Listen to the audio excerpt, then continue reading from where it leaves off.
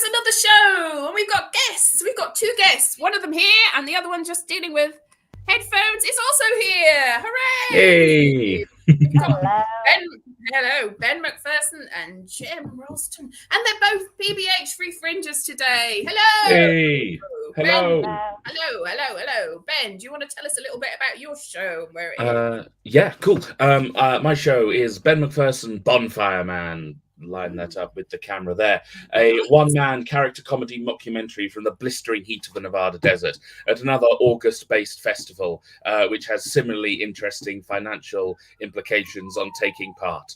It's an hour of character comedy explored as a documentary, trying to engage the ideas of what makes a creative community, how do you take part in it, and what is the meaning of that to the people who take part in it, this sort of temporary nomadic group that appear for one particular event and then sort of dissipate for the rest of the year.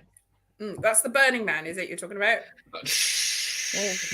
Their Fire Festival. their lawyers got in touch with me. Originally, the title of the show was Burning Man, and then I had a very interesting email, and we changed it because I can't afford a lawsuit.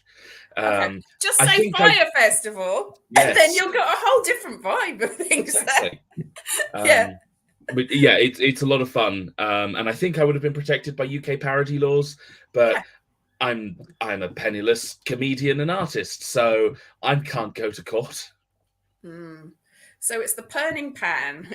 The Burning Pan Festival. Burning Pan Festival. Jem, you've got a live show this week. Hello, Where is it? Yeah. It is Happiness Anonymous.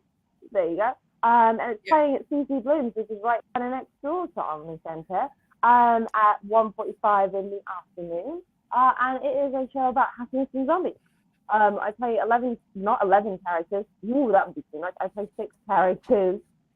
Sit in front of a door that hides a zombie. And I basically have a meltdown as 6 different people on stage for an hour. But it is a young girl living in a post-apocalyptic world decides to put together a support group for happiness, and then fun ensues from there. It's a theatre show, but it is quite funny. I've got quite a few laughs, which is quite fun and nice to bring into a show about happiness. Yeah, that's good. Jem, I made a fuss about putting the headphones in. Can you try taking them out again? Because it's not working properly. That's good. Yay! Technical problems. Yeah, no. So I'll talk to Ben while we're dealing with that. So legal problems. Oh dear. Yeah, I'm sure you will be covered by UK parody laws. But yeah, so. It wasn't a threat of suing. It was. We've noticed you're using. First of all, they thought it was an actual documentary, which means they'd not seen or read any of the stuff.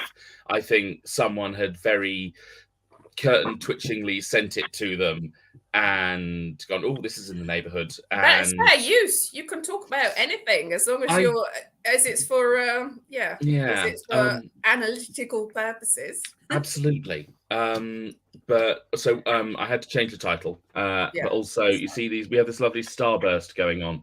Right. Originally, that was the design of the campsite, which they have copyrighted. Well, you can't have copyrighted images, so that is correct. Yeah, but or maybe talk about it. So you'd have thought for a festival that claims to be about freedom of expression and sort of like this decommodified creative community, it was sort of an interesting. It's like, okay, cool, this has happened.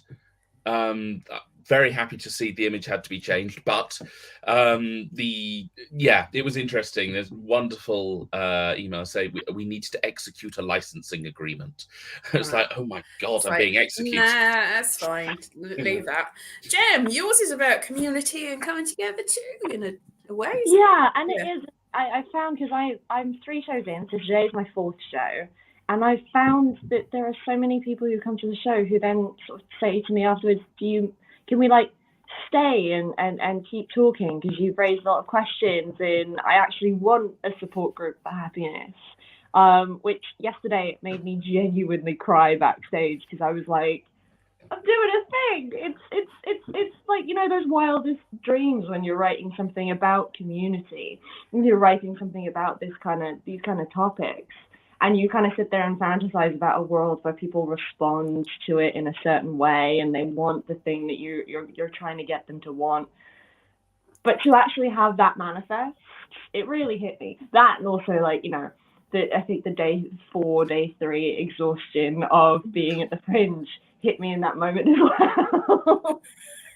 But yeah, it's really, really beautiful and amazing to see some awesome responses. And, you know, yesterday when I closed the show and I stand up at the back end of the show and say, well, this is a PBH-free Fringe show. Thank you so much for coming. And I'm about to go into my, you know, donation bucket spiel when I'm seeing the other audience members looking across it, a young woman in the front. And I was like, what's going on? And she's there streaming with tears. And I'm like, oh no, this is meant to be a feel-good thing. And she's like, no, it's just cathartic. It's happy tears. Yeah. And I was like, okay, I'm going to give you a hug. And I know that this is also going to contribute to me crying later. But yeah, to see that kind of response is sort of out of my wildest dreams and really, really beautiful. And also, you know, thoroughly Fringe. Yeah, well, I think that's a lot. Well, a lot of people missed sort of face-to-face. I mean, community's good online, and it's excellent because you find your people that you might never have met otherwise. But I think face-to-face, people have definitely missed coming together, which would feed into the whole fiery person in the desert thing that we can't absolutely talk about. Yeah. It's so interesting that idea of a good show and a funny, uplifting show often does have to dip into that sadder, darker stuff, because if you're not touching on that, then you're ignoring it. Mm-hmm. And to ignore it is, you know, you're just repressing that further, aren't you? Yeah, and I mean, I find that as so prominently with a show called Happiness Anonymous, and turning around and really saying, no, you like, if you're happy all the time, that means you don't know what not happy is, and therefore it kind of like curves it. You can't be high all the time. You've got to have the lows to appreciate the highs. And my show is so, there are moments where I kind of sit there and feel like I need to give a little bit of a warning, because I get brutally honest, you know, for a couple of lines, and then like crack a few jokes and bring you back up to punch you back down again and like give you a little bit of a ride, because that's good theater. But yeah, that idea that you've also got to pay attention to the fact that if you don't want the elephant in the room, right? You don't want the elephant in the room when you're talking about the negativities. Oh, what venue is your show at? CC Blooms. And what time? At 1:45. So free at CC Blooms at 1:45. And yeah, that's really good. So moving away from your shows, we'll move back to them, of course. Have you seen anybody else's stuff? Have you? How are you experiencing the vibe of real life Edinburgh this year? It is so amazing to be back. I was thinking last night, I was at the Magic Foray Cabaret, which is always my recommendation, and just sitting there and thinking, oh yeah, we're back. And I've mainly seen PBH free Fringe shows this year. I've really kind of dedicated myself to saying, no, we're here. And seeing the acts that I've always wanted to see but haven't had the time or haven't tracked out to see them. And my goodness, have I been missing out. Some, you know, Rob Temple's hypnotist show at the Liquid Rooms. I never believed in hypnotism. He got me. He made me forget my name for a little bit, and I went, that's paralyzed on me going, hi, my name is tomorrow. Yeah, and David Almwick with Famous Magician in the Voodoo Rooms was just astonishing. You know, he sold his soul to the devil. And they're just so amazing shows this year. What about you, Ben? Have you seen anything? Recommendations? I've been very much in show mode. It's the weird thing of sort of an 8 p.m. show. is that you got to get a bit of flying in before, then you've got to grab a little bit of food and a little rest, and then you spend half an hour coming down from the show afterwards. So I've kind of lost most of the day. However, today is my first non-show day. I'm taking a day off today, so I'm booked in to see a couple of friends' recommendations over at Gilded Balloon. But on my first day, I managed to catch. There's a brilliant company from Nottingham, where I'm also from, called Chronic Insanity Theatre, and they do a show called 52 Souls, which is 52 different monologues, each attached to a different card. So they've memorized all of these. They shuffle the cards up, and then they go through the deck until the time runs out. So you're never getting the same show twice. And there's loads of different takes on death and mortality. And, one of them is like a guided meditation. One of them is a failing stand-up routine. One of them is a kid's story about death. One of them is, the discovering someone who has committed suicide, that sort of thing. So you've got all these different takes on it. It creates a surprisingly holistic show, just hearing all these different perspectives. Wow, that's pretty good. I was just thinking that sounds familiar. It's a different one, obviously, but the same thing. Desiree Birch a few years ago had a similar show about men that she's encountered, and it was just a different show every night. So yeah, that's good, because it's got a lot of scope for many different. So you go to see shows, and every time it's slightly different. So that's quite a good way to deal with it. Yeah. So you haven't really been concentrating on other people's shows. You've been concentrating on your own up till now. Yeah. I mean, this show began life in 2019. Debuted at the Nottingham Comedy Festival, and then the world went wrong. And I've managed to get it in little bits and places, but I don't know how you find it with shows, but there is a lifespan a show has as the performer performing it. And I'm feeling like we're sort of getting into middle to late middle age on this one, and it still hasn't really had that much of an audience outside of a relatively small circle in the Midlands. So I just sort of like trying to push it, keep it going, and get as much joy out of it before the next project catches my eye. But I mean, that's very much because if people haven't seen it, it's still in its relatively infant stage at the moment. So you feel like it's old, but it's new to other people. It's a thing. Same with if you've got material, you're like, I hate that material, but if nobody's seen it before, it's still new to them. Yeah. Really. But there are very many artists that tour the same blimmin' show with slightly different title, or not even a different title, for years at a time, and nobody seems to question that. Or they do a bit. I'm questioning it now. But yeah, so you think it's got life left in it a little bit, though? Yeah. I could see me working on it for another year, maybe, but beyond that, that's probably the cutoff for it, just in terms of going like, okay, I've talked about this for quite a long time now. I'd like to explore something else. Oh, exactly. It's more to do with you. You want to explore other things. You want to go other places, which is fair enough. If you've got that creative swell, the groundswell, then you need to explore it. That's fair enough. But you, Jem, are you like next project? Is that already? I'm always project. I think that's just my brain. But no, I mean, Happiness Anonymous, this is the first time really that it's being seen by people. I've been working on the show for 7 years to write it, just because it was actually here in Edinburgh about 7 years ago. I was telling a friend about how I have a phobia of zombies, and she laughed at me and said, you should write a solo show where you turn yourself into a zombie. And I laughed it off, and I said, nah, whatever.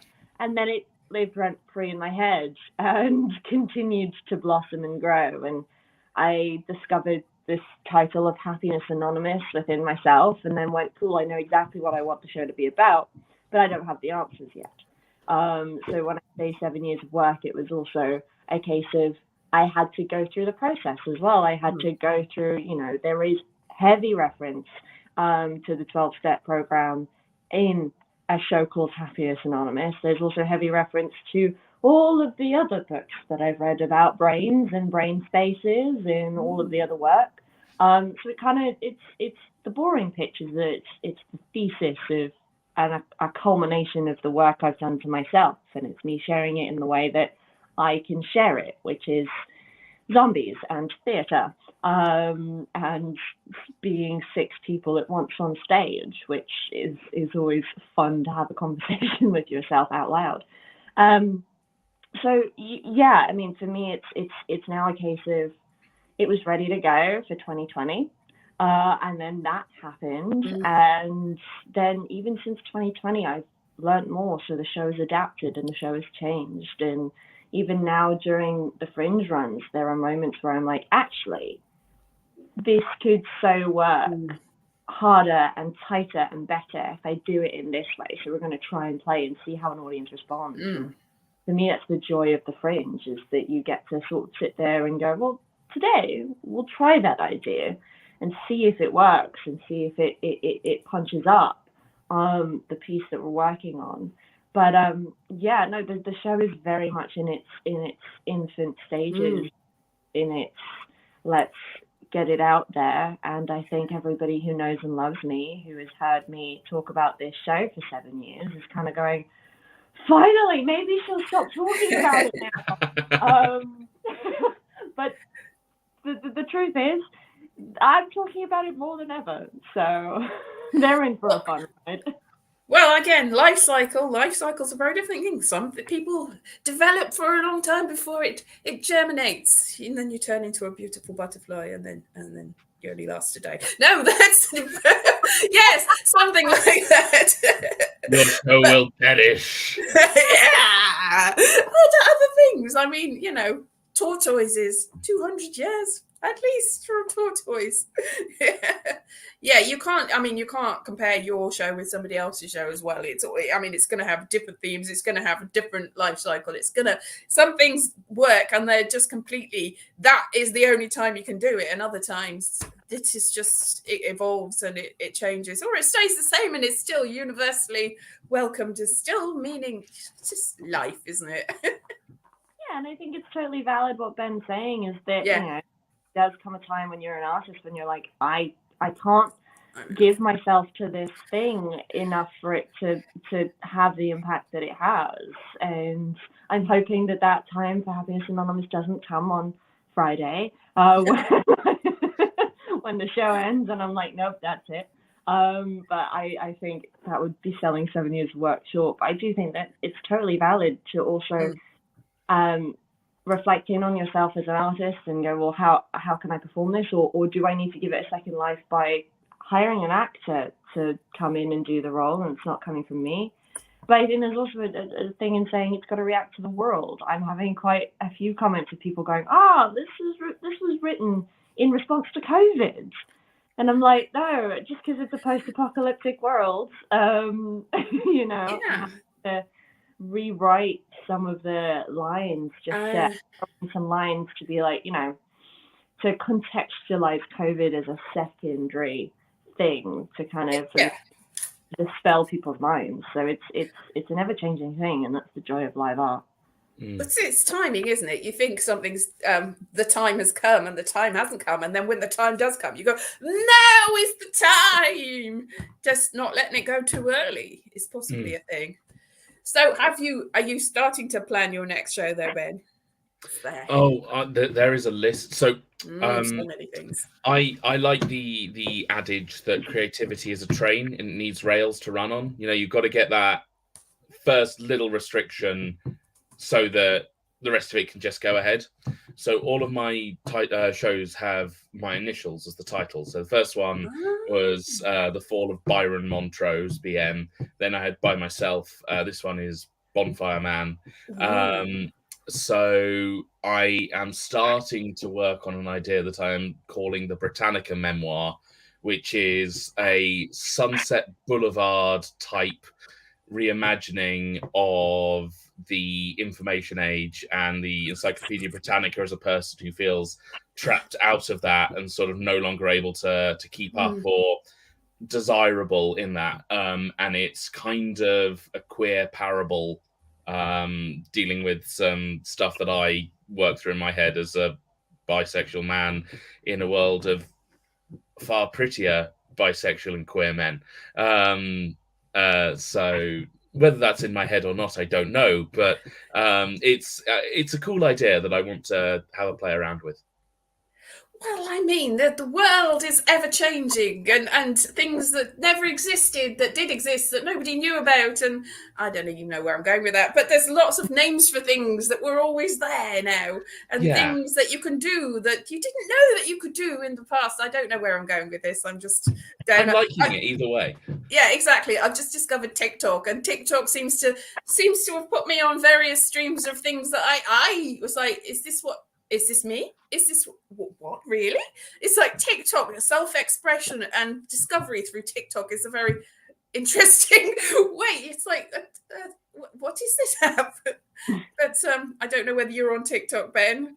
I am. Yes. Irregularly. I am one of those people who watches it on Instagram Reels about a month after it's come out.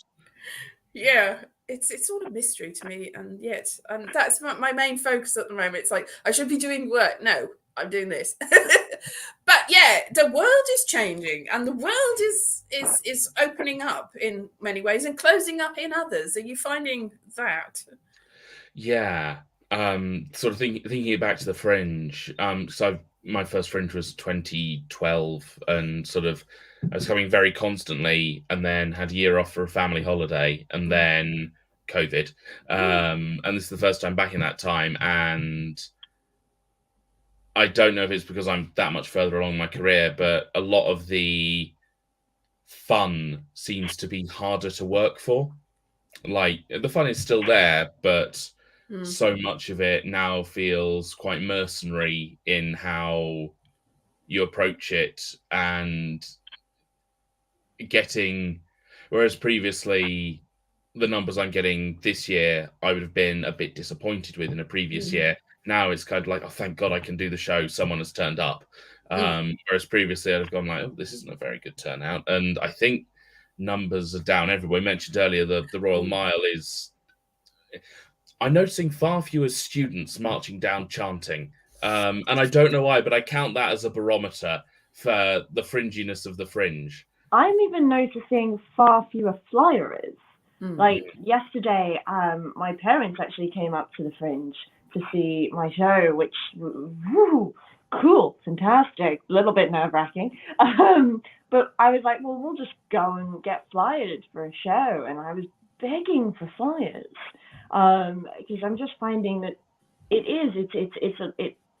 this year's vibe, I think, is very, very different. And I think everybody is so aware of how it hasn't been here really for 2 years. We're all in kind of different places, and I'm having lots of conversations with other performers who are saying, you know, they're struggling this year in a way that they didn't expect it, whether it's because now suddenly it's not about the art because now they have a kid, or because, you know, they're struggling to get the numbers, or actually Edinburgh is under construction right now. There's so many, especially around the Omni Centre and there's so much construction, but there just also isn't the footfall.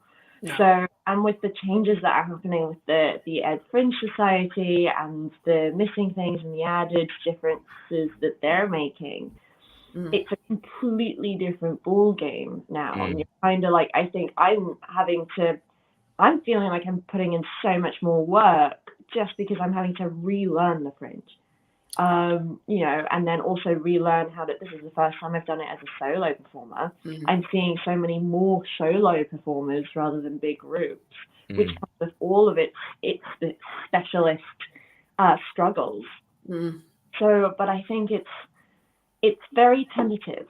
That's for me the energy of the Fringe, at least with performers right now, and even with some audience members, is that it's kind of the way that you'd handle something that you think is quite fragile. Because I think we're all a little bit concerned about, well, how our audience is going to react. Will there be audiences? Because there's still, you know, warranted concern over COVID. You know, scheduling is all over the place because COVID. And I think we're all also, a lot of people, at least myself, I'm looking around and saying, hey, when's your show? To these dozens of people I've made friends with at the Fringe for the last 10 years. And they either aren't doing full runs because they can't afford it, or they aren't performers anymore. And it's one of those things where you're sort of sitting here kind of going, hold the baby a little bit more gentle right now. And so I think that one of the things that I'm feeling is that wild sense of fun, where usually I'd come to the Fringe and I'd be like, right, we go hard. We don't go home, we go hard. Whereas now I'm like, we've got to take care of ourselves. We've got to take care of the community. And I am not drinking as much. I'm not staying out as late as I would. I'm not sitting there having a raucous party because I'm like, take care of my show, but I've also got to work extra hard. And, there's all of these other things that I feel responsible for as a performer, as part of a community like the PBHP Fringe. So I think it's a very different beast this year. Yeah, well, I mean, I've noticed in previous years I've had FOMO. I'm like, I'm not up there. I must go up there. And I've gone out of my way, if I haven't been doing a full run, gone out of my way to book something up there and book shows in. And I'm just not feeling that. I haven't felt like that for a while. I'm not ready yet at all. And there's also, as you say, a lot of construction, which puts up barriers. And they are physical barriers, but they are also psychological. You're like, there's a barrier there. I mean, you can't see across the road to the streets really close to Omni Centre. But you can't see across the street to the street. So it just feels like that's an eon away. That's so far away. Are you finding that, Ben? The one I'm really noticing is Northbridge, because half of Northbridge is shut off. And as I was walking back yesterday, they were putting, those sort of metal, metal triangular prisms along the edge with like extra barriers in. So you've already got this situation where you're uncomfortably kettled to walk along it, and they're just crushing off any more room. And I understand it's to keep the road safe, but this isn't an unknown event. You'd have thought, planning. Could they have made a workaround, or I don't know if the building works run over or it's an emergency thing, so get in where they can. But it just feels like all the discussions and decisions are being made by a society in a city that isn't talking to the artists who, bring it. I'm not sure the exact amount of the economy of Edinburgh that the Fringe brings in, but I'd be surprised if it was less than a quarter. And, if you're disadvantaging that, then it's going to go. I mean, I'm seeing so many friends who have chosen to do, say, like a week at the Camden Fringe, which goes on at the same time down in London. And obviously the question of how much London moves up to Edinburgh for the Fringe is always pertinent. But, if you can stay in your own flat and maybe do a half day of paid work and then do your show in the evening to balance it off. Exactly. Yeah. And the Camden Fringe didn't used to be all the same time. It used to be at the beginning and then you could do that and Edinburgh. Whereas now it's like competing and it's right there. And the thing about barriers as well, I mean, the things stopping you getting in the road, that's keeping you from the traffic, but it's not keeping people safe in this time when you really still need to do the social distancing. Yeah. So it's, there's a lot of competing things. Yeah, I just feel the need to just not even get out of wherever I am, what house I'm in. I can do it there. Why do I need to go anywhere?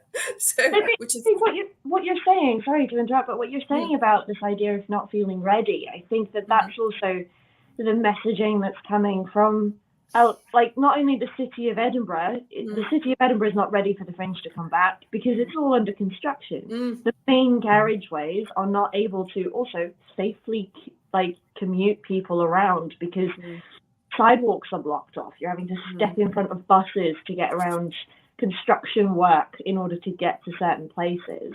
The city of Edinburgh isn't ready. The Ed Fringe Society has kept with this messaging of we don't have an app because we're not ready. We don't have the half price hut because we're not ready. And that's not the messaging they're giving, but that's the underlying tone. Yeah.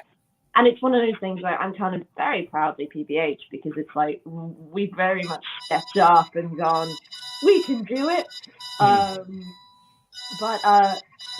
think it's not just performers who are sitting there, and it's not just audiences that are sitting there going, am I ready to go out and sit in a room? And I sit there in the middle watching a show kind of going, I don't want to get COVID. I don't know if I'm ready to sit here in this room. Yeah. And as a performer, I'm sitting here going, am I ready to invite audiences onto the stage with me to do the various bits that are fun and interactive? Because I'm like, I'm going to have to touch your hand, I'm going to have to push you on my stage, I'm going to have to be with a stranger, which at least I can play off with the vibe of being like, it's the apocalypse, everybody's dangerous, Walking Dead references.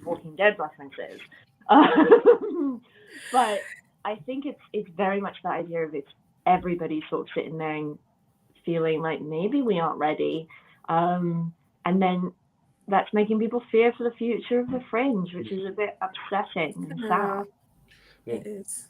We've had a COVID case in the flat I'm staying in, and they're sort of isolating in their room. Everything's getting wiped down. We're wearing masks when we're outside of our rooms. You know, we're doing everything right. We're sanitizing, and we're testing regularly as well. And touch wood, nothing has come to me yet. But you've got to sort of wonder how much a thing's going to erupt and explode, because we've still got the threat of COVID. There's the ever looming spectre of monkeypox in the background, which is another contact spread disease. Whilst a lot of it is sort of, they're attaching a lot of it to sort of sex acts, but it ain't sex that spreads it, it's just touching. And you just kind of think, how has this been prepared, and how are we able to adapt to it? Yeah, it's the whole coming across people. I'm just remembering years ago, I was at a con and I got talking to Jamie Farr, who was Klinger in MASH, and he was using hand sanitizer he was very friendly, and then he was using hand sanitizer. And I was talking to him afterwards because I was a journalist at the time. He was like, "Oh yeah, you've got to. That's one thing. Use hand sanitizer." And I was like, "Oh, what?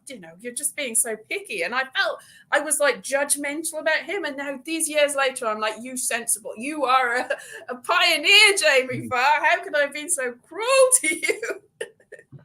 But yeah, it's just now you need to do that. The level we're adapting is also a positive, right? Yeah. We've got the whole of the Fringe and all of the performers adapting some of their acts, adapting how we're actually doing things to accommodate for that level of insecurity that you feel.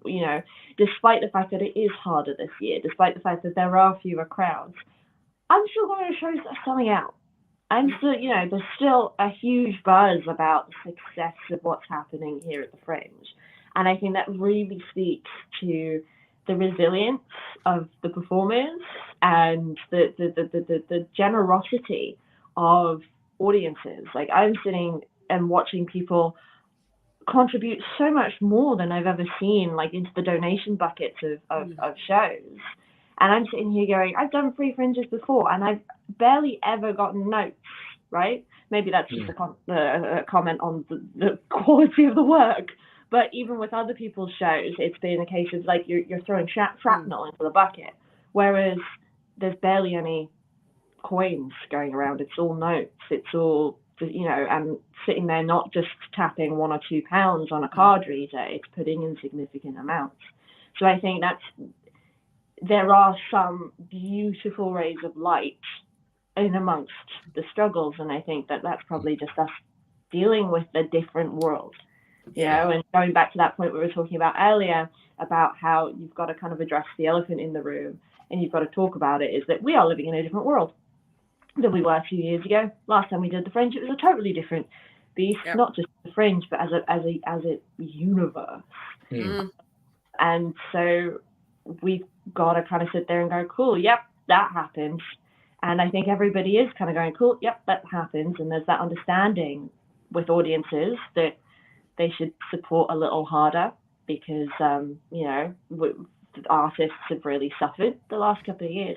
But artists are also stepping up and going, right, how can we support each other? I've seen so many more posts about people saying, hey, solo performers, let's meet up in the meadows and like have a bit of a community. That's good. Rather than like the usual complete dog eat dog that you can have as an edge to this beautiful little Fringe, because it's so competitive. It's the most competitive market in the world. But that's cool. Everybody's stepping up. And that, I think, is such a beautiful positive that's happening and that I'm seeing here on the ground in Edinburgh. Absolutely. All right. Well, people that are in Edinburgh, the Omni Centre and CC Blooms, just because there's a barrier doesn't mean there's a barrier. You can still go down there. Go down there and see these shows. There's lots going on down there. Yeah. And there's the actual one of the international festival venues there as well, isn't there? Yeah, right next to it, the big theatre. There's lots of culture and art and fun and frivolity and philosophy and all sorts of community. Go down there. Yeah. So do you want to quickly both you sell your shows before we go so that people know where they are? Ben. If you like dark comedy, if you like surreal comedy, if you like a comedy that has maybe got a bit of a story to it, you've got to come down to the Omni Centre, 8 o'clock every day, except for Tuesdays when I have a nap.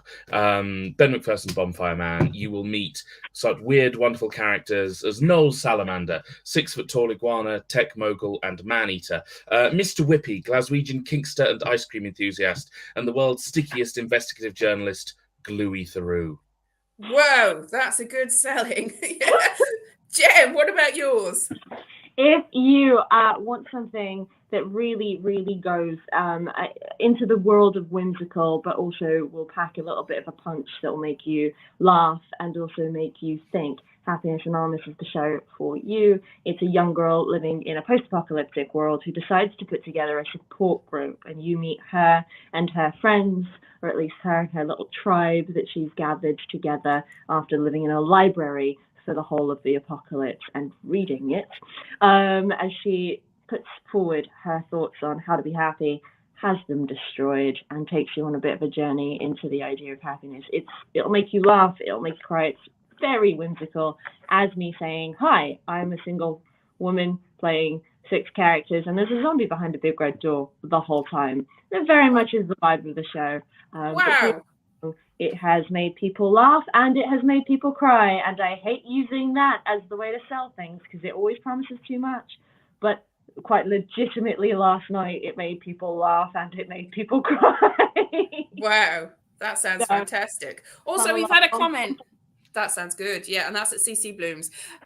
Ben, somebody said that you flyered them yesterday. Go Ben, they say. Go Ben, go Ben. Yeah, the I'm on the mile. works. I'm on the mile wearing this. Oh my goodness me. Yep. Yes. So you'll know where to find Ben. Okay. Well, thank you very much. Have a good rest of the Fringe. I talk to you afterwards. Stay in the studio for a little bit. Okay then. Bye everyone. See you tomorrow. Bye folks. Bye.